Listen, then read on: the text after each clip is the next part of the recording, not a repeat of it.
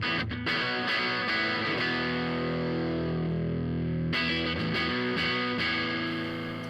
folks, Chris from Maple Street Guitars here, and today we are taking a continued look at the Juliet line of guitars from our friends over at Eastman Guitars. Previously, we did a video showcasing two of the models, the Juliet V90, which is in a red finish with P90 pickups, as well as the white blonde or Pomona blonde model, which featured some bare knuckle humbuckers. And now today we have the other two guitars in the lineup. We have the Juliet LA here in my lap. We also have the Juliet V here in that stunning antique varnish black finish. So we're going to take a look at what elements these guitars have in common with not just each other, but also the Juliet line in general, but also what sets these two guitars apart.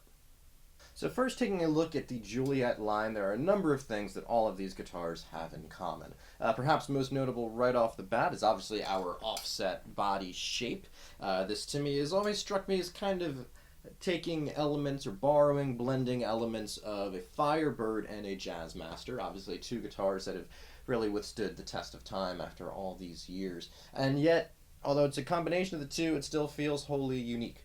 Which is a thing that I think is really cool. We have the kind of raised center portion here akin to the Firebird. We have the 25.5-inch scale akin to the Fender. So really a unique sort of platform that's, you know, a little something borrowed, a little something blue. We have a one-piece Akume neck as well as a one-piece Akume body. And to my understanding, this is kind of a stand-in for mahogany. Akume overall is a very, very lightweight and resonant wood, which to me is probably a no-brainer for any kind of electric guitar. It's the sort of thing with the great weight to it.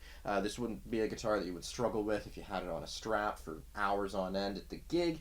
And it just, you know, you feel the vibration and everything of this guitar. So you get that nice feedback, not literal feedback from an amp, but the vibrational feedback in your body, which to me always makes for a very exciting guitar. We also have ebony fingerboards, Goto tuners, and Goldo. I'm probably pronouncing that wrong, but I'm probably going to say it wrong the whole time. Bridge on both of these. So definitely, you know, not too far apart, but a lot that's familiar.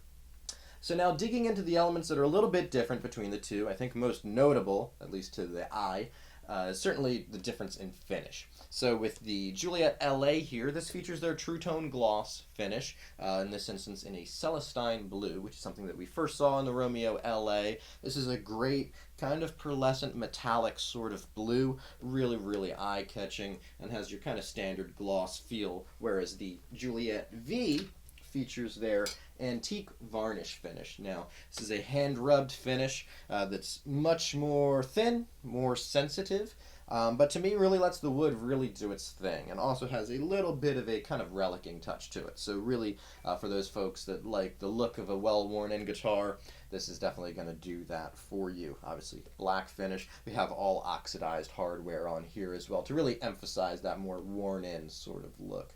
The other really, really notable thing is we have two different vibratos here. So with the Juliet V, we have a USA-made Bigsby B5, one of the classic vibrato systems, whereas on the Juliet LA, we have, again, going back to that Goldo system here. So this is a really great trem system that I've seen more on like Duesenberg style guitars. Very similar to the Bigsby overall in terms of having a overall shallower sort of range of the vibrato.